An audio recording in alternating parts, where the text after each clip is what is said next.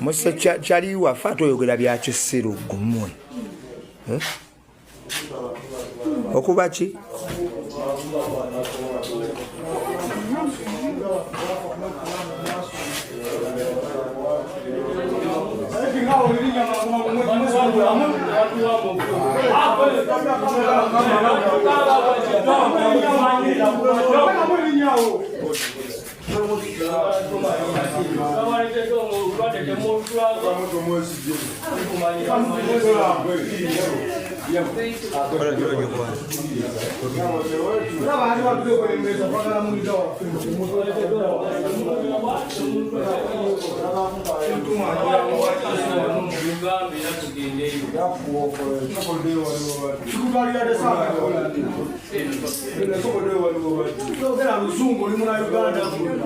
Sikrepen bande baba dewo bane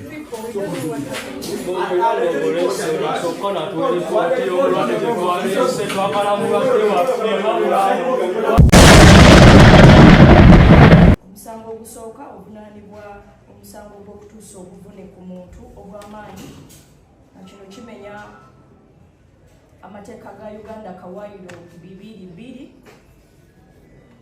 Mulwana Patrick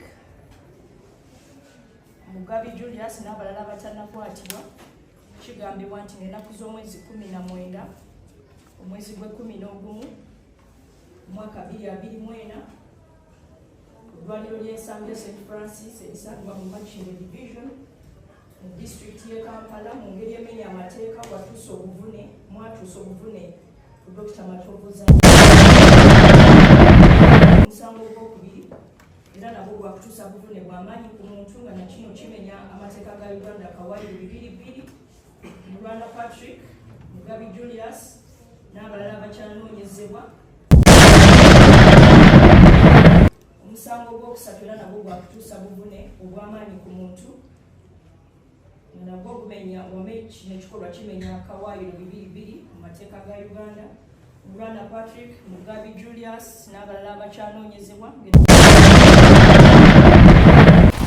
Yes, all right. Tuwaniriza ku mukutu gwa KFSG the broadcast ko tusinzira ogezaako kubanga tukwasaganya ensonga ez'enjawulo ne mu kaseera kano tuba tuyingiddewo ogezaako kubanga tukwasaganya ensonga nga bwe ziba zigezaako okutambula mu mbeera ez'enjawulo wamu n'ebintu ebyenjawulo nga bigezaako okutambula worldwide wamu n'ebyo biba byapeninze mu mbeera mwe tuba tubirabidde. Mukutu gwa KFSG the broadcast ko tusinzira okubanga tukuweereza ate ne tubuna amawanga wamu n'abasigadde ngaffe twewaayo kubanga tugatta kuba naffe wamu n'ogezaako okubanga tuweereza ffe tuli wano kukakkanya oba kuvoola muntu yenna wabula tugezaako okunyonyola ekintu kyonna ekiba kizze ku sininga ekiba kiri ate ne tugezaako okukwanguyiza embeera endala nga bwe nagezaako kugamba nti embeera egeetingamu bizemu ne tuba nga tugezaako ate okuba nga tubula naye ate tuba tufunyeewo akadde tuba twagala ne tukautilizing oba ne tukakozesa ne tugezaako okunyonyola mu bimpimpi bye tuba tusobodde ogezaako okuba nga tukola ki nga tukunyonyola oba ne tugezaako okuba nga tukuwaayo akantu Anyway, nyongera batumirako yonna gye muwangalira amawanga ag'enjawulo muwangalira mu ggwanga lyattu Uganda mwe namba tumirako era mbagala nnyo abawangalira mu ggwanga erya United Arab Emirates Dubai awo Sharjah Abu Dhabi mwe nanyongera okubanga batumirako abawangalira mu Qatar abali Saudi Arabia abali Kenya yonna gye wangalira abali mu America abali Canada yonna gyobanga owangalira all over the world nyongera okutumirako wamu n'okubanga nkwebaza okubanga ogyekuumirako KFSG the broadcast. Kale tuyingiddewo olunaku olwaleero n'ebifo nga sinagenda mu maaso njagezaako okwebaza abantu ab'enjawulo bonna bagezaako okubanga gibeerako ne badistributa baffe ab'enjawulo abawangalira naddala mu ggwanga lyattu Uganda omuli Sudi Maxi Zahara Elgoti mwena buli omu agezaako okubanga akola kyakola okufuba okulaba nga channel eno ebaako ne gyetuuka kubanga tuyina ebintu bingi nnyo bye tuluubirira okubanga tukola mu maaso awo so mwebale nnyo mwebalire ddala. Kale tutanikirewo tewali kulonza kulala tewali kuza kulala amawulire olala ge tuzza okubanga twogerako babye tugenda okubanga tunyumyako mu mbozi y'olunaku olwaleero memuli embozi y'abasibe ababiri abasibe ababiri awo kikyentegeeza sibe bokati be baba bali mu kkomera mukomakomera baba abasibe abalala baba bangi nnyo naye kiki mu kyo kikyentegeeza nti abasibe ababiri awo benjogerako kwe kuli mwana mulenzi Alien Skin oba Patrick Mulwana okusa ne Dr. Kano Kiza Besigye gwe bakutera nawozesebwa mu court martial awo n'alimandi n'abanga naye bamusindika kwa alimanda eruzira betugenda okubanga tuyisamu olunaku lwaleero mu bwimpimpi wamu n'ebyo tunaba tugezaako kubanga tutunuulira era ojja kuba ogenda mu maaso n'okubanga obyegeka amatu obanga ogezaako okubanga obiwuliriza mu mbeera yonna yonna gye tunaaba tusinziddemu okubanga tubyogereramu mu bye tugenda okwogera olunaku olwaleero tetugenda kwogera mu mbeera yagezaako kukakkanya tetugenda kwogerera mu mbeera yagezaako kuvoola tetugenda kwogerera mu mbeera ya busiga bukyayi tetugenda kwogerera mu mbeera yagezaako oba kuvumirira no wabula twagala twogera ekintu nga bwe kiteekeddwa okuba oba ekintu nga bwe kiri oba ekintu nga bwe kyalisaanye okuba nga kikolebwa tugenda kutunulira mu bintu bino ku sayidi bbiri ku sayidi A ne sayidi B gwewe naatulabe ali eyo ogezeeko naawe okutula wansi ng'okumpeyalinge ku biki bye twogera oggyemu ekituufu ojajinge ng'obeesingira ku ekyo olunaku lwali I think lwa Monday olwe bakwata mwana mulenzi Alien Skin loweza zali enaku z'omwezi 19 right leero tuli mu nnaku z'omwezi 24 Alien Skin yakwatibwa ndowooza I think this is the third day ng'asula mu kkomera yakwatibwa oluvannyuma abasinga kye bataategeera nkwata ya Alien Skin yava ku ki abasinga bagamba after okulumba eddwaliro n'agenda n'akyankalanya bakubye abasawo bakubye basikali abali bakuuma eddwaliro poliisi yavayo n'egenda ng'ekola ki ng'ekwata Alien Skin naye ate ebiva mu kooti biraga ate gusigwa omusango gwe bavunaana ki gwe bavunaana Alien Skin omusango baali bavunaana Alien Skin gugambibwa gwali gwakubba simu nga iPhone 15 Pro Max bali wamu milioni za Uganda 3 wamu n'emitwalo 48 gye babba ku muvubuka emabegako eri guno omusango si mupya yo kooti gwegamba ogwamutwazizza oba ogwa mulimandisiza eruzira bo bakiraiminga nti omusango muki mukaddemu wabula ate fe abaabisala twagamba Alien Skin bamukutte yagenze n'alumba eddwaliro biki quick reminder ku biki ebyaliwo stories zonna tulabye stories enjawulo okuva mu bantu ab'enjawulo nalabako nganze personal story okuva eri Frank Ntambi ng'anyumya ku kijulio kye yali amugambye mu mbeera eyo tugenda kubanga tukiyisa mu bwangu nti yagamba nti Julio mu kumunnyonnyola byamunnyonnyola engeri omuvubuka emmotoka gye yakola ki gye yamutomera muti omuvubuka ono Jolem yabadde ng'akeera ku makya okutwala abaana ba Alien Skin ku ssomero ng'era yabavuga wamu n'okuvuga maama wa Alien Skin naye nti bwakyanga olunaku olulala n'agenda okuba ng'asimbula emmotoka bwe yagezaako okuba ng'asimbula emmotoka eyo emmotoka neegezaako okuba ng'emulemerera okitegera emmotoka kya bulijjo zisobola okufuna malfunction oyinza okuba ng'ovuga oyinza okuba nga wagipaakinze ennamu n'ogenda ogisimbulawo ng'enaki efunyemu obuzibu okitegeera so emmotoka bwe yamulemerera n'agibuukamu n'agenda ayagala ogitega ekijinji oyo kabusirwa ajja nnyo nange olwala emmotoka yategukako ko nenjagala njibaka embu ngisindike kumbe sisobola kola ki kubanga ngisindika so bwe yagenda okuba nga agitega ekijinji ekyali tekyasoboka emmotoka gimanyi bwe beetandisa okutambula esobola okukuba ekijinji n'eyitako so n'egenda n'ebanga emunyigira ku kisenge okitegeera mu kumunyigira ku kisenge okwo teyafuna kinuubule kyonna wabula kigambikibwa okuba nti alabika yafuna internal bleeding okitegeera mu bakubye enduulu awo biki bikibazze bajulire bamukutte bamuddusiza mu ddwaliro tuyitamu lukwakwayo mu kumuyisa mu ddwaliro bamuleka mu ddwaliro mbu nga mulamu ng'ayogera bulungi nga buli kimu kiryokke ne bamukeberako check up nga buli kimu kiryokke Julio n'addayo ku fangoni agende agezeeko okakkala emirimu nga bwe gyali giteekeddwa okakkala by'omwami gye yali alina okukola ki oba julamu gye yali alina okukola ki okwasaganya muntu n'amulekawo nga mulamu agenda okudda nga bamugamba kusayininga mpapula okitegeera ababuuza nsayininga empapula naye omulwadde gwe nalese wano aliwa nga bamulemerako gwe sayininga empapula gukola ki biki n'agaana okuba nga akola ki asayininga empapula mu bigambo byatambi agamba yaliyo najja yajja mbu yamulabula n'amugamba mbu naye oli omuntu webasa wali gwe babisesuuka nga ndabanga ejjulamu okitegeera ezo statement yenda gikomyawo statement endala gye nawuliddeko yabadde ya mwana mulenzi gundi Kasirye Adam Card nga nnyonnyola ate ye Kasirye mu statement ye walinga byonna bizenga bwe bizzaawo kati nkutuukiza mu ddwaliro walinga Julia yazze ye Kasirye agamba Julio yajja n'omuvubuka bamuyita Simaya Sikiribenge. Statement zino bbiri oba muzifunamu ekyokuyiga wali eri gundi agamba ani Frank Antambi Julio mu kumunnyonnyola Julio yamugamba oba yaliyo nani ne ajja yajja. Kasirye agamba mugundi mu kumunnyonnyola Julio amugamba yaliyo nani ne Sikiribenge. Noza mulaba statement zino ebbiri we zitakwataganira. Nabaga njagala tukwate empola njagala tugende empola mu byonna bye tukola tukole ki tufunamu ekyokuyiga. Nze sisobola kera kumacha nenjagaliza muntu komera kubanga komera bbi fenna tukola bye tukola okubairawo mu ggwanga nga twewala okubanga tusibya basobola omuntu w'amateeka yenna asobola okukola ekibi kyakoze nakuba empina kola ki owa polisi ng'osobola omukuba ebikonde n'omwebasa naye n'okubamu akafaananyi n'ogasi nga mukubu ono bakenda kunkwata banzigalire so teriiyo muntu asobola kera kumacha n'ayagaliza muntu kukomera era Alien Skin bw'abanga alina omusango nga ddala kituufu yagukola kyali badde kituufu n'avunaanibwa n'asaavinga bw'abanga teyazza musango nga bya propaganda kubanga kino nagala tugenda kitunulira mu bintu bibiri njala tusooke tutunuulire omusango gwatusoose okutwaza Alien oba before katusooke tumalirize kati ekyeddwaliro then tugende ku musango bagawo gwatwalizisa Alien so ekyo ne kikomaawo nkulaze ziri statements bbiri ezakolebwa Kasirye Adam wamu ne Frank Antambi ezo ne tuzijjako amawulire gagenda gabagwako bannyonnyola olwo bakyanyonnyola nti amawulire gamugwako nga bagamba omuvubuka yakoze eki yafudde Juli yakola okukyankalanya agenda mu parking akuba n'eŋŋombe akubira poliisi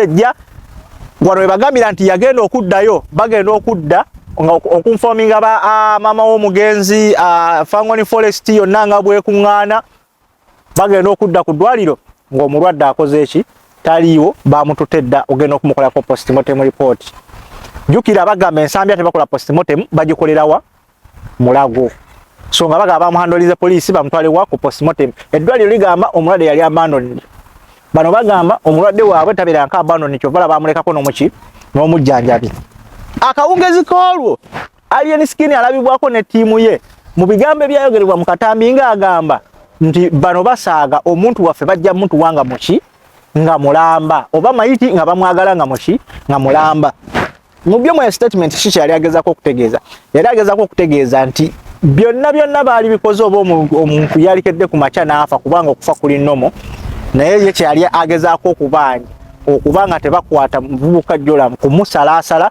kumugyamu organize zaali ziteekeddwa okubanga zikyakola nga zikyalina omugaso kubanga omuntu waba afudde ng'afudde accident omuntu oyo aba tafudde na kirwadde oba aba abadde mulamu bamugyamu organize zirina omugaso ne bagezaako okubanga baziwa abo abakyazeetaaga oba abakyali abalamu abaziri mu bwetaavu mubyo mulimu ensigo mulimu omutima mulimu ekibumba n'ebisigadde yensonga lwaki omuntu ebiseera ebisinga babatwala ku postmortem report ne bagamba nti bamututte okumanya ddala kituufu ki ekyakoze eki ki ekyamusse naye ng'ebyaddala era babajjamu ebintu ebiramu singa aba bafudde nga tafudde bulwadde bonna nti oba omusaayi gwe gubaddemu ekirwadde kino oba abadde asafalinga n'ekirwadde kino oba abadde asafalinga n'ekirwadde kino oba ekirala so ekiro ky'okwolwo akatambi kalabikwako era akalala nga ekibinja kya Fangoni Forest ekikulibwa mwana mulenzi Alien Skin kirumbye eddwaliro ly'ensambya bagenze bakoze olutalo babanja omuntu waabwe then abasawo balabikibwako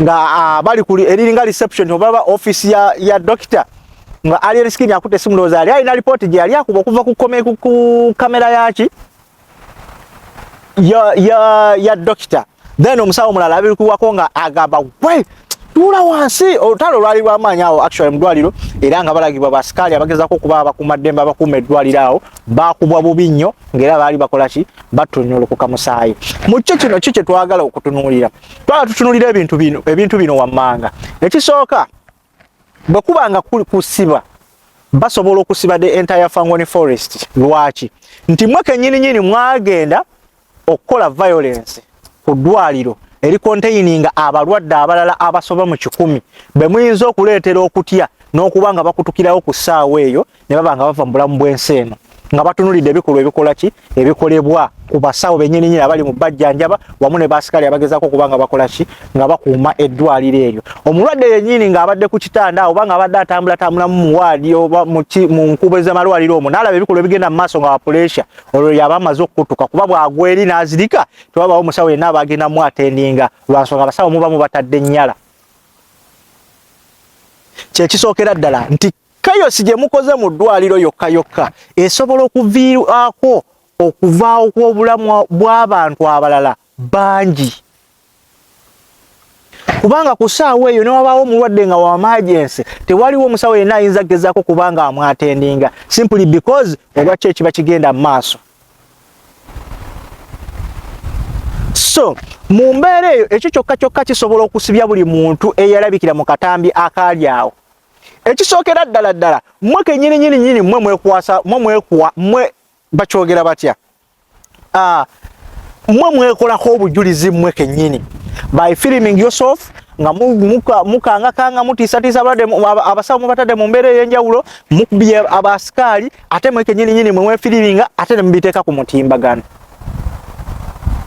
Kitegeeza nti poliisi egenda kukwata obwo obujulizi enoonye buli mutwe buli kiisi eyalabikira mu katambi ako ate nga baba basobola obbafuna. Olwedde mmwe mweroopa twageze ku ddwaliro ne tukyankalanya feesi ze zino ono buli yalabikira mu katambi basobola okukwata ate basobola okufuna ne muwoza okwakana mwena nga musibidde luzira. Ekikolo ekyakula mbadde ekyakunyumya nti kisobola okuviirako abantu abalala bangi okutuka n'okufiirwa obulamu bwabwe mu ddwaliro awo olw'okulaba entiisa ebeegenda mu maaso. Kuba ggwe omulwadde azze okuba nga ajjanjabwa oba naawe ali mu kujjanjabwa tosobola kulaba musawo nga bamutikka mpi bamwetuula wansi n'otennyamira. Kababe basawo basigadde bonna abali mu ddwaliro oli aba abadde akyalina waali n'abaako waalengera nga waliwo ekigenda mu maaso kyokka nga alina omulwadde gw'abadde alina okugendako ku ssaawa eyo abeere nga amuwa treatment oba ng'essaawa y'okumira eddagala oba ng'essaawa y'okumukyusa eccupa oba ng'essaawa y'okumuteekako eccupa ebadde etuuse n'alaba ebigenda mu maaso tagenda kugendayo. Agenda kuteekako kakukola tonde kanyuma abasajja tebandaba adduka agende agula okutaasa obulamu. Addusa agenze okutaasa obulamu alina balese mu ddwaliro abagenda okufiirwa ki obulamu bwabwe olw'embeera gye balaba egenda mu maaso ey'okutiisibwatiisibwa abantu ab'enjawulo. So mukyo nze ŋŋamba mwagezezaako okuba nga mutwalira amateeka mu ngalo ekintu ekitali kituufu nga mukimanyi nti ensi eya Uganda efugwa amateeka era mulimu poliisi egezaako okukwasa bakita batya okuuma abantu n'eddembe to keep law and order okuuma amateeka n'okuba naki ne order wamu ne order mu bantu. Nze mukyo kikyentegeeza oba mukyo kikigezaako okuba nga nkulambululira nti Julio aba yakeera ku makya najja n'akubira poliisi essimu n'aginvolvinga mu situation yali egezezzaako kutuuka ku ddwaliro oba okutuuka ku muntu waabwe oba okutuuka ku muganda waabwe Jolam. Olwedde mwali mumaze okuinvolvinga mu poliisi mwali suse nga mugenda ku poliisi ne musituka ne mujja ne poliisi ne mugezaako okukwasaganya ensonga nga ne poliisi waali. Poliisi ne muginyonyola nti fe omuntu waffe afudde tewali kyaki bagenda mumukolako oba bamukoleko bamukebera ekimu sefe nanga weetuli tebagenda musalaasala mujjamu biki. Poliisi nebakwasa omuntu wamuba negezaako kubanga ebawa final remark eyo kye kyemwagala mubeere nga mukola ki nga mukola. Singa muba mwagamba nti oba singa wavuddeyo agamba nti twageze ku poliisi netwekubira omulanga ku mbeera bweti ne bweti poliisi negezaako kubanga egaano tuyamba kyova olaba naffe ekyokusalawo kye twazizzaako kyabadde kino awo tewaliwo omuntu n'omu ayinza kukola ki kubanga abanenya. So ekikolwa kye mwakoze nze personally nkifumirira kubanga that is violence. Mu ddwaliro temubeeramu mmwe mwekka, mu ddwaliro mubeeramu abalwadde abalala bangi ate abasinga nga bali kalebwerebwe balina zi pressure bali ku bunkenke bwa kino oli ali ku kino oli ali ku kino oli bamutaddeko kino oli bamutaddeko simanya ecupa za oxygen oli bamutaddeko kino. So abalwadde baba bangi mu ddwaliro.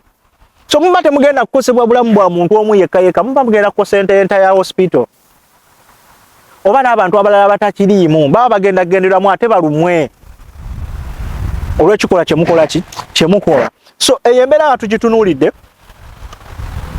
kyonna kye mwakola ate mwe kenyini nyine mwekwatako obujulizi singa baba basazeewo ne bagamba nti kati omusango bagenda gutwala mu kooti buli yalabikirwako ng'okozinga violence mu ddwali lwa kukwatibwa aganya baba bajja bakwata kuba mwe kenyini nyini mwekozeeko obujulizi. Kamera eno gy'olaba, it's a very good thing to keep evidence always. Etya Kyagulanyi bwe yavaayo nga jja mu by'obukulembeze ensonga gye yateeka waggulu ng'emmundu yaabwe yali ey'okulwanyisa mu struggle eri egi. Cameras up, record whatever situation you see, record each and everything that is going on, keep that evidence, upload that evidence, spread that evidence wherever you are. Ye police Kyagulanyi gye yajja nayo abaana ne bawanika kamera. Tujjukira bulungi gye buvuddeko, was it last year, this year? Alien Skinny yalikaawo nga bamugamba naye it was I think this year Weasel we yagendera ku Fangoni Forest ndowooza nga atamidde ne bamufiliminga ne bamuwanikayo ne bakola byonna bye bakola. Abantu abasinga ne bavayo ne bakivumirira ne bagamba Alien Skinny kyo wakoze oyo Weasel kyaliwo temwalivuddeyo ne mumukwata mu mbeera gye yabaddemu ne mmanga mumuwanika ku social media ne mumulabisa ekyo musajja serebu ayina erinnya akoze biki. Alien mu statement ye yavayo n'abannyonnyola n'abagamba ebigambo bino amanga ndi singa tetwamukutte ku katambi ne wabawo kyonna kyonna ekyali mutuuseeko balinenyezaani ife mutuufu mu ekyo. So n'abannyonnyola n'abagamba fogezako kuuma evidence ya buli kimu, ffe kamera teziva ku Fangoni. Buli ajja oba ozze otya baba balina okukufiriminga oba balina okukukwata. Ng'ali agezaako okutuusa ekintu Kyagulanyi kye yakola ki? Kyeyogera mu struggle yo, mayine Alien alina struggle eyiye ng'ogyeko eya Kyagulanyi naye alina eyiye. Okitegeera. So mu mbeera yo n'agezaako nga bannyonnyola ekintu kyali kituufu naye ndowooza kati mulabye kye bayita keeping evidence ate kati gye kigenda okuba nga kikola ki? Nga kibatwala. Nti buli ka situation ge mugezaako okukola Fangoni Forest yajjula bannamawulire, buli gw'olaba yenna ali ku Fangoni munnamawulire ayagala content, ayagala likes, ayagala views, ayagala following.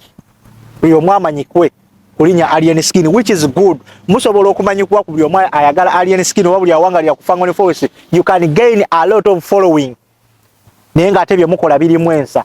For example njagiwera ku Coach Clement.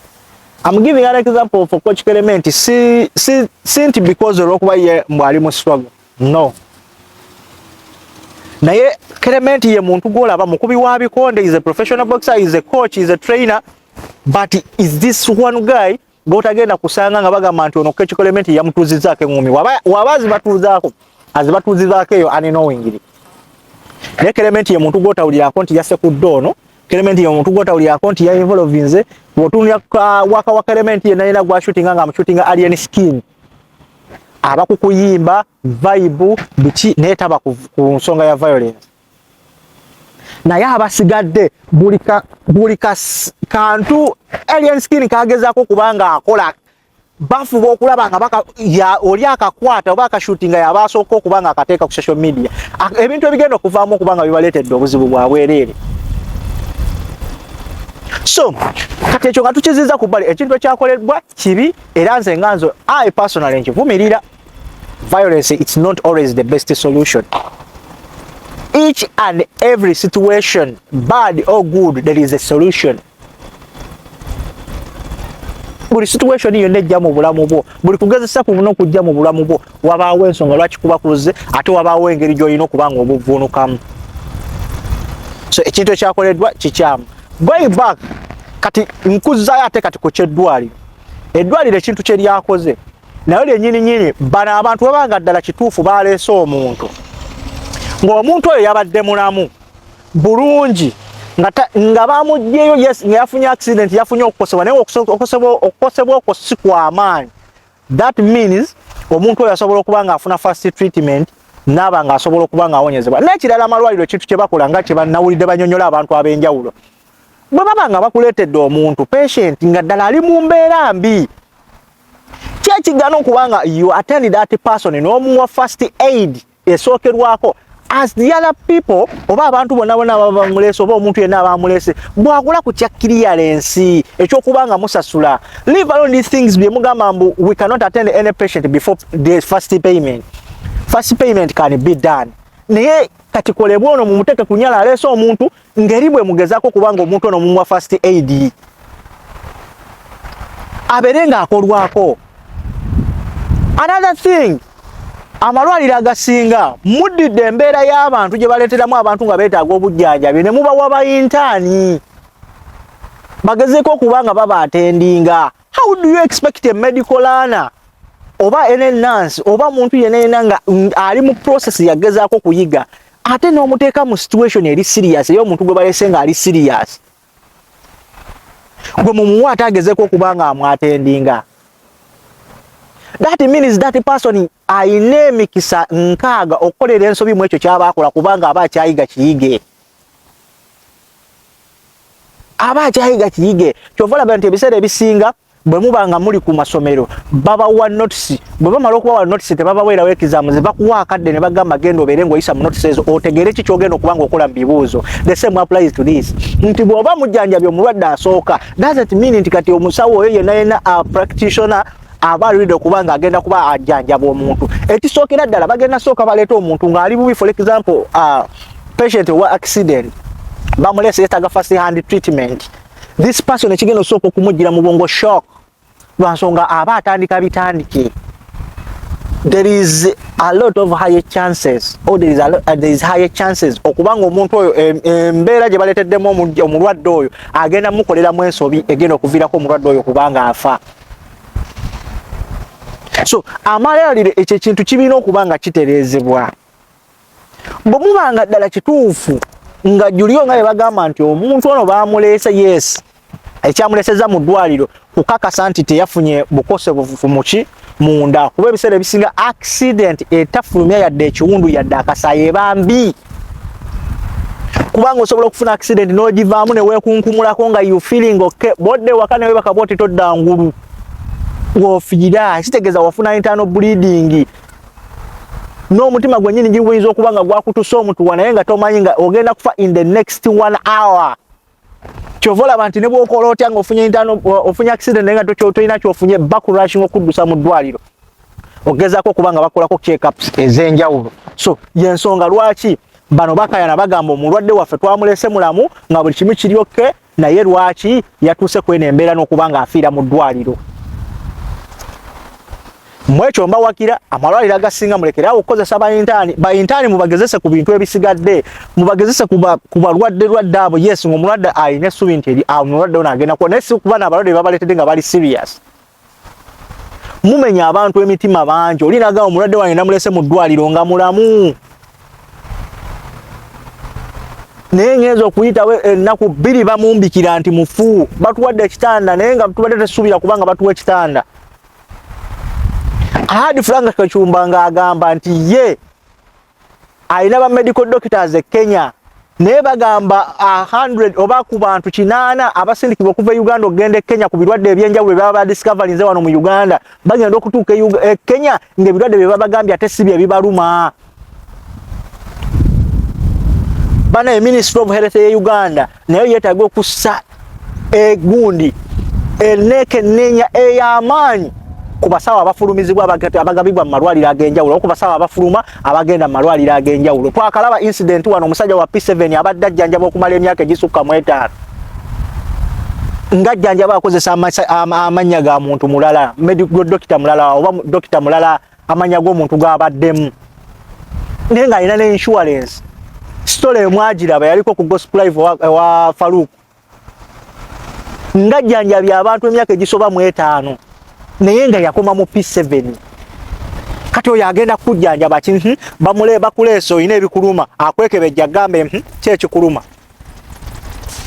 Bana, we need to take note of this.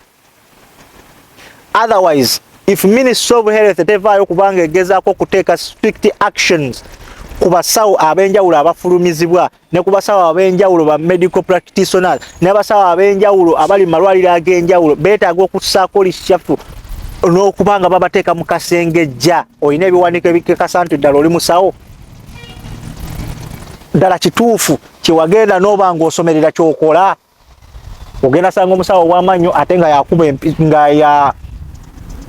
nga ate yakola nga ssajja kwegamba buli kimu Uganda kisoboka. So abasajja bano bwe baba bakedde ku makya ne banyiiga kyetuliko ekya alien skin, oyinza obutaagala kubanga ogezaako okubanga okola ki ng'obanenya kubanga ate n'ekikolwa kye baakoze kyazibudde abantu bangi era abantu bangi baavuddeyo okugezaako kubanga bawa endowooza ez'enjawulo wamu n'experience ez'enjawulo zibagezezzaako kubanga basisinkana mu malwaliro. So Ministry of Health ekyo ekintu olina okitunuulamu n'okubanga bakikolako. The same applies kati nga bw'olaba bwe kyali ku Entebbe Airport. Entebbe Airport kasipaka kaali aka ebibye ebyali ku Entebbe Airport byonna ne bigenda nga bizuuka abantu ne tumanya ebintu eby'enjawulo bye twali tutamanyi ku Entebbe Airport. We discovered a lot we did not know about Entebbe Airport. So the same applies to this. Bwabanga alien skin yafuddeyo ne bagezaako kubanga bakola kino ne bawa okwemulugunya kwabwe eri eddwaliro ery'Ensambya, then we should listen to other people abagezaako kubanga bajja ne babwa endowooza zaabwe n'experience zaabwe ez'enjawulo kubanga tutandise obbawulira bangi mulimu abakazi abazaala ne bagana oli n'agamba nti nze bampa mwana eyali ntaani yagezaako kubanga ali mu kubanga akola ki that person attended me nga ngenda okubanga nzaala ekyavaamu nazaala bubi. Nina gwe nawuliddeko ng'agamba yagenda mu ddwaliro olw'okuba baamulaba nga ali financially stable, oli n'asala simanya tube egira amazzi ne gayiika. Maama w'omwana agenda okutuuka ng'omwana bamaze omusala tube n'amubuuza osaze waki tube, omwana ogenda mulemesa okuzaala. Mbu abadde tasobola kusindika mwana nga option ye waliwo okumusala amazzi gayiike mbu bamuteeke ku kiso olw'okuba balabe bali financially stable. Okakana bamujja bamuddusizza mu ddwaliro ng'omwana agenda namufiira munda. Ezo zonna stories zibaddewo naye ng'abantu tebakola ki tebabimanyi. Yaloopa eddwaliro yaliroopa nakati omusango kyali mu kooti bawe nemba since 2018 I think. So bw'otunulira ebintu ng'ebyo sitegeeza amalwaliro si Nsambya yokka, amalwaliro ag'enjawulo mulina okwechekinga. If it's something needs a professional, why do you prefer that thing to someone akyali in practice? What is the use of the doctors abali malwaliro? If someone is in practice, waliwo mukazi azaala, bring that person and stand there, look at what we are doing. Don't give that person to attend that patient. Mulage ki ekyokukola. Mpola the next patient omugambe kati nkwatirako wano kati kola boti ne boti nga walabe tukola ku kyasoose. Naye watali ekyo ebintu bye mukola bigenda balabisa mu mbeera ez'enjawulo. Kyofuna aba alien skin baavuddeyo ne babakuba ate kyazibudde abantu abalala bangi nnyo amaaso ku mbeera eyo. Malwaliro ge Uganda mwetereeze muleme kutigimbula abantu kiteesawo amalwaliro bantu kujja kufuna bujjanjabi nakubanga bagezaako nga batereza embeera nga bwekola ki nga bwegenda maaso. Omuntu azze mu kufuna obujjanjabi omulirise ssente z'oyagala azikusasudde ate gwe n'omuwa service enfu. Banet badokita wamu n'abakulira amalwaliro ag'enjawulo wamu ne Ministry of Health kino ekintu please mugezeeko okubanga mukitunulamu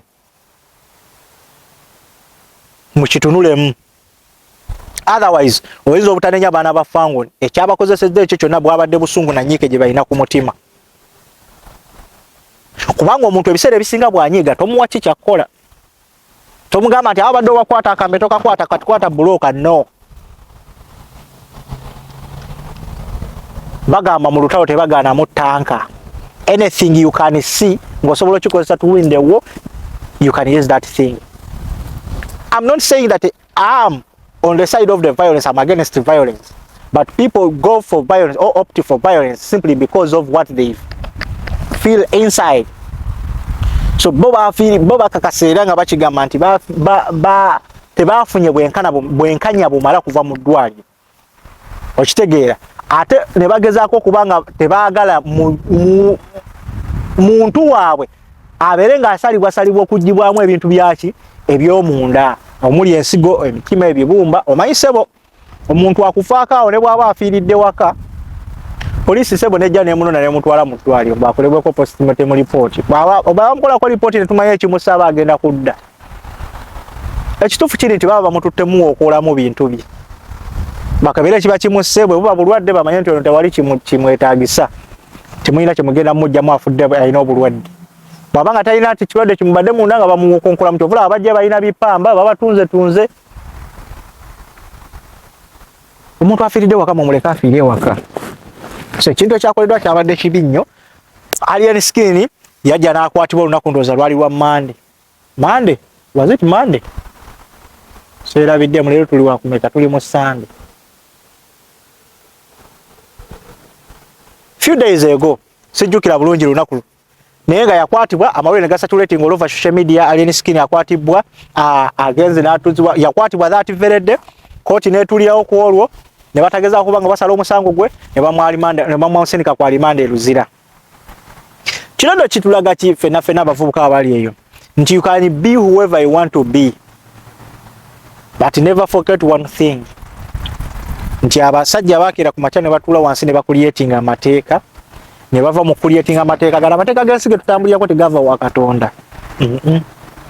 Bantu nga ffe bakira ku macha ne bakuliyetinga amateeka ensi kwegenda okubanga ekola ki ng'etambulira nti omuntu anabbanga anateekebwanga mu kkomera, omuntu analwananga n'ayisibwa munno obubi oli n'aloopa omuntu oyo wakuteekebwanga mu kkomera, omuntu anayisa mu mpisa ezitali za bugunjufu eri muntu munno oba eri bantu banne oba empisa ezitali welcoming mu society, omuntu oyo wakugibwangako n'aterezebwa mu mbeera y'empisa ng'obuyinza bwe bukola ki ng'obuyinza bwe bulagirwa. So amateeka gonna gabakola ki gabagibwa bantu.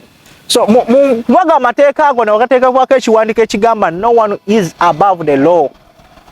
That is what is always they say no one is above the law. Kikyentegeeza nti Alien Skin osobola okukola byonna byokola bano abasajja nga bakutaddeko eriiso.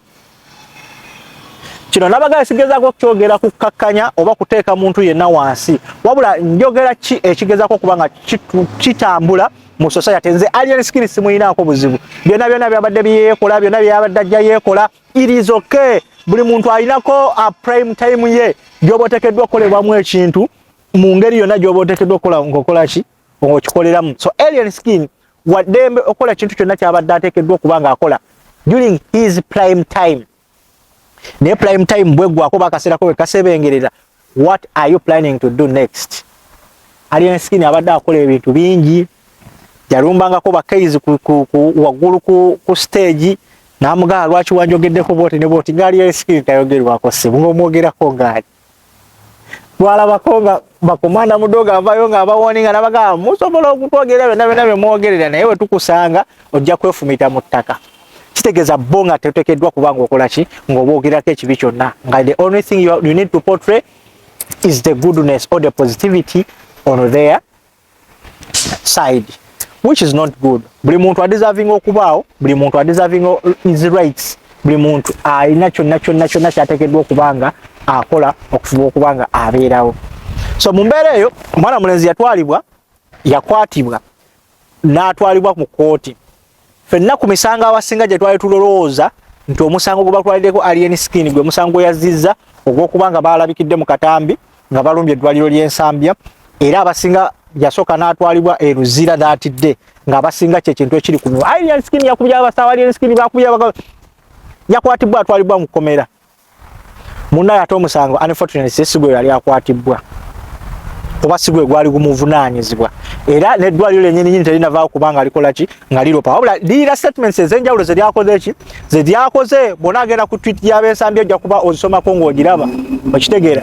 Bo nga badikiriyalinga nti waliwo akabondo k'abantu abatamanyikiddwa abavayo ne baba nga bakola ki nga balumba eddwaliro, naye nga ffenna tukimanyi nti yali Fangondi Forest, abasajja baakabira. So bingi nnyo ebyogeddwa wakati wa Alien Skin okubanga akwatibwa, yali agoloza atimanya akolera gavumenti esobola okwefuulira, kati essaawa zino bakwefuulidde, kyoteekeddwa okukola kyawedde, kati bakutaddeyo, kati bagenda kukuta, ogenda kukuta nga tolina mirembe, ogenda bakolera nga olaba bakamiliyoni, basajja babaddewo balina amannya naye tebalina mirembe, ogenda bantu bangi boogedde ebintu bingi.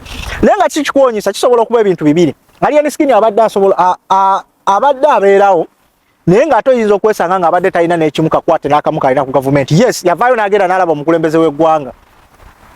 Jjukira wano bugenda okulaba omukulembeze w'eggwanga, automatically tolina kyogenda kakasa community nti tokolera ki? Tokolera gavumenti. Which is okuba ng'ogikolera, it's up to you okudecidinga okuba ku side egezaako okuba ng'ekola ki? Enyigirizibwa abantu. Side enyigiriza abantu kasita osalawo okuba ng'ogyegattako. Bana ekintu kino njagala mukyagale mukikkirize mukigaane. Buli muntu yenna kino sikyogeza bias, sikyogeza ki avuddeyo n'agezaako okubanga alinyirirwa obanga alinyirira Bobi Wine nga tafunanga budde bubanga bukutuddawo ne bukuddamu n'akuddamu amazima ga Katonda mugulu bonna bafundikidde bali ku ttaka. Bafundikidde baliwa bingi nnyo bye muzizo okuwerekekeza mpo nti gravity omuntu juu yajja kunyonyola nti ekivulu kyali tekyansala lwa nsonga bwete naye abantu balaba, abantu batereka, abantu bakoowa. Olina embeera gy'oyinza okubeerawo ng'olaga abantu naye ne batuuka ekiseera ne bagikoowa nga tokyalina ky'oyinza kugattako. Ekyo bakirabe bakikooye kikoze eki kiweddewo. Kati alien skin oyinza okuba nga watandika abantu baagala ekibuli kyo okuba abantu baagala ekibuli kyo ate nokikwewunyisa okiraba alien skin esaazi yali mu kkomera naye kiwoyinza okuba nga ayinza okuba teyataddeko omusawo n'omu yadde oluyi, ayinza okuba nga essimu gye bagamba n'omwana eyabbibwa naki nga takerangako kumaca kubanga I believe kino era nkikkiriza nti alien skin alina sente esobola okugula iPhone 15 kebe 16. Alien skin asobola okuba nga alina emitwalo 4 mu 8 mu mpale ngagenda jira bulina bachalibe. So ekyo kyakasimu nze sikikkiriza nti alien skin yabba akasimu.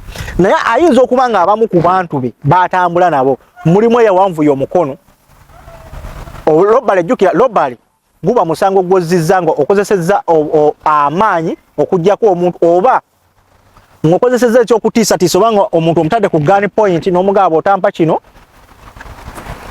ngenda kutta botampa kino ngenda kukola kino noba ngotwala ebintu bya forcefully okitegeera ne wabawo ne safety gwe guno omuntu najja n'akunyakula bunyakuze n'akutwala n'akuba ensoobo n'akola ki ebyo such kind of things. Kyovula nti waliwo kye bayita armed robbery, waliwo kye bayita highway robbery, okitegeera abo abateeka emisanvu mu kkubo ne babajjayo ne babakyanjayo buli emiggo ne bababako bye bababbe. So ogwa alien skin ogwa robbery alien skin mbadde nkyakunnyonnyola nti kisoboka okuba nga teyabba oba ebintu byonna byonna bizze bigambibwa nti alien skin bamulopya emisango gino bwegijewo ekiti mwana wattu kikwewunyisa okuba nti taba involved mu jjo. Kale ayinza okuba nga aba involved mu jjo naye abanga si action maker. Ayinza okuba nga atowa order gwe noolaba akatambi nga waliwo gwe bakuba nga yes wali kati ye asobola okugamba mu katambi akalabikiddwa njagala ondage nga nina omuntu gwenkuba oluyi nti omuvubuka aleeta obujulizi obulaga nti nze nakola ki nze natwala essimu ye nga tobuyina of which nti asobola okuba nga bwenkunyonyodde nti omu ku batwala essimu eyo ali ku kibinja kyani kya alien skin ekyo kyogerako kemabagako eri nembaga nti mbulira gwoyita naye nkubulire ki empisa zo nti alien skin ayinza okuba nga tazza misango naye bano abantu bayita nabo be bamuviniriza kyekintu nekimu kye bayogerako ku excuse me kye bayogerako ku Museveni nti Museveni ayinza okuba nga is a good president, is a good leader naye nga abantu abamuterodde oba cabinet gyafuga nayo ebintu byekola ebintu byesamu banna-Uganda ebintu bye service zitatuuka bulungi nnyo ku banna-Uganda yensonga lwaki bavayo ne bavumirirani Museveni simply because aina order sobola okuvayo n'abanga agamba kino tekikolebwa kino kikome nekiba nga kikola ki nga kikoma naye bw'aba tafuddeyo kubanga agezaako okuba nga akinyonyola oba nga akiteekako order kikome kyovola nti abantu bavayo ne babipiininga kwani ku ye nti Museveni mubi olwakino nakino twansonga alina obusobozi obusobola okusitopinga ki ekyo kyovola nti n'abavubuka abavaayo ne bavuma bakipiininga ku President Robert Kyagulanyi Ssentamu simply because bagambwa alina sse esobola okubagambako naye ate bo ekibaawula ku ekyo nti Bobi Wine abantu abakola ebikolwa byonna bye bakola bali independent over him.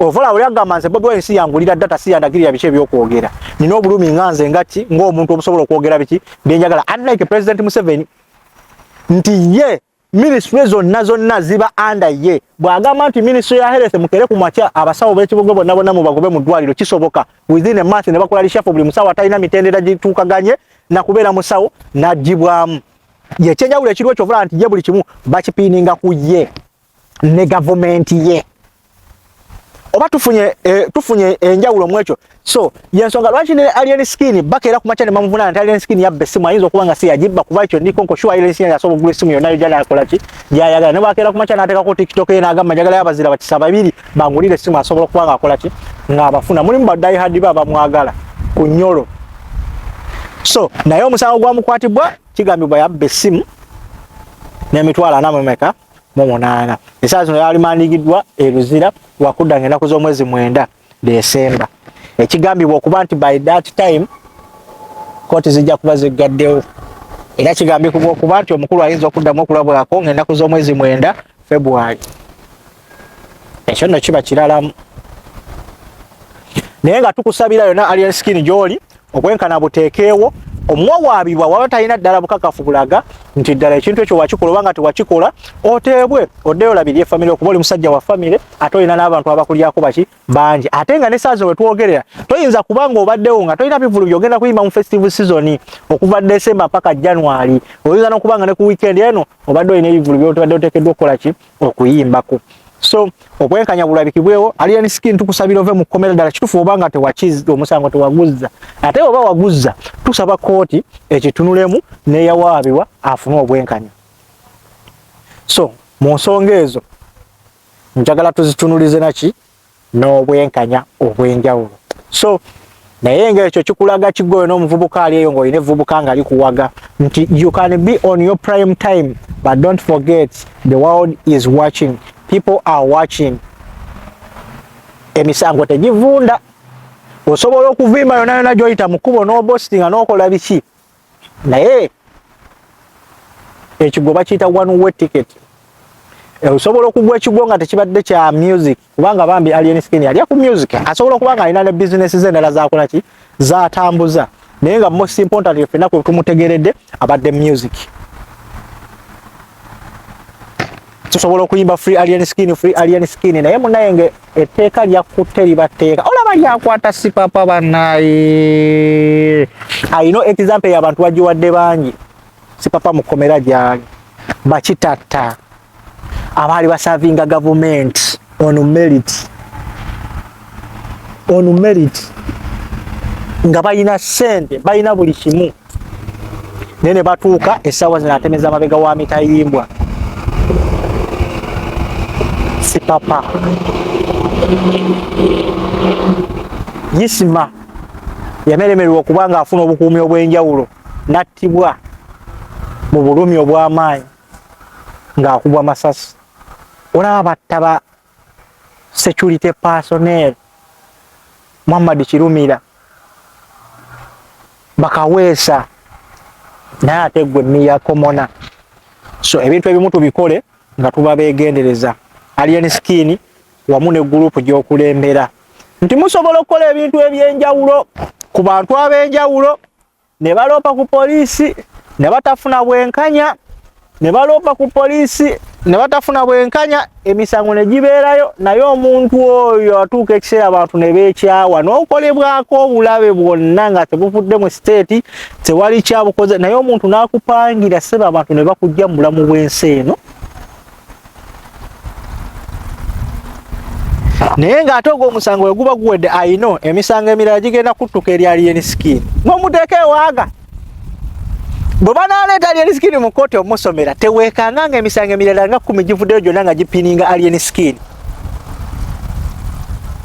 Ate ogw'okugezaako okusalutinga abasawo singa guvaayo buli fango ne soja gy'oli yalabikira mu katambi weekaabye dduka misinde ebyembi bisekerwa buli fango ne soja yenna gy'oli singa omusango gujja nagwo ne bagusoma ng'ovujje kugwa lobale gwe bamuvunaana essaawa zino ne wajja omusango omulala ne bagamba insulting violence mu ddwaliro ekiri against the law kyali kisobola okutwaliramu obulamu bw'abantu abalala bungi bagenda kuleeta buli muntu eyalabikira buli fango ne forest soja eyalabikira mu katambi ako giwunye weesaasirira bakyali bange mwesibe ebbiri bino ebintu bizibu. Oyinza okulaba oli asobola okulaba onaganze nali nsembedde ku mukulembeze w'eggwanga President Yoweri Kaguta Museveni amanyi blood ne bakukwata ne bakuteeka eruzira n'atabaako na kyanyega yadde n'okwogera. Yes alina mandate yonna yonna esobola okugamba oyo bamute asobola okukupa doninga. Yes alina right esobola okukupa doninga ne bwoba watta muntu n'ovaayo naye blood basobola okukusiba n'atabaako kyanyega n'obeerayo. Si papa huyo mirundi emeka ya meeting omukulembeze woza omukulembeze atasobola kuvaayo n'agamba si papa mumuleke mutabani wange but he's still there. Kitegeeza naye alina watunula naga wano wansinzire amateeka gasaavinga amateeka gakolako ng'obuyize bulagira n'obeerayo. Olaba akabadde akabira kagenda okufuuka desert nga kali wali luzira we musaavingira kati gwe nensasira gwe fawo forest soja wenna mukama we basobola omutiritinga differently kugwe kuba yamanyikiddwa naye gwe fawo forest soja atalina ataina wo manyikiddwa okuleka okumanyikibwa mu kateritola akatono nnyo nti okuuma mukamaawo. So embeera ezimu tugezeeko zikwata mpola okusobola okuyita mu bulamu kubanga Alien Skin yennyini yakiyimba nti eno ensi nnene yaffe ate ffenna etumala. Buli muntu ensi emumalire muleeni ewaali. Leka nsi kumala ate nga gwomalako bantu balala mirembe. Bannaaye nedda ekimala kikola ki? Ekimala kimala. So mu mbeera ez'enjawulo tugezeeko okuba nga twebeereramu, tugezeeko okuba nga tutunulira ebintu eby'enjawulo. So sigenda kuba nga nsukawo olunaku olwaleero, mbasigadde nze Kaifash naye nga nyongera okubeebaza mwenna abawangalira ku mukutu nga bwe bagamba yes tuba tuwawo okuba nga tuteekayo akantu naye tuba tufunyeemu akadde tutulawasire tugezaako okuba nga tuteekamu. Naye by starting of December nga tumaze okukiryalinga ebintu ebimu eby'enjawulo tugenda kuba tugezaako okuteekayo akantu at least buli lunaku nga tubaako kye tuteekayo, buli lunaku nga tubaako kye tuteekayo. So amaaso go gakumire ku Kaifash UG The Broadcast ate nga tugamba tulina bingi nnyo bye tugenda okuba nga tukuleetera, bingi nnyo byogenda okuba nga weetaaga okuba nga omanya, bingi nnyo bye tugenda okuba nga twogerako mu nsonga ez'enjawulo. Ffe nga twali okuba nga tugezaako okuba nga tutematema empenda wamu batya bwe tuba nga tugezaako okugatta ku ggwanga lyaffe wamu ne bannayuganda bannaffe bwe tugezaako okwogera olulimi olumu. Kyova olaba ffe ekyo ze tukola ezaffe si za luzungu kubanga I believe nti buli muntu yaliweereza ensi okusinziira ku lulimi lw'otegeera. Lwaki wemba nkomentinga bannayuganda soogera Luganda ng'ate majority abasinga mu Uganda bamanyi Oluganda n'abatali Baganda. So that's why I personally decided to use Luganda even if I'm in a foreign country. What are you? Wakati awo jogedde ki?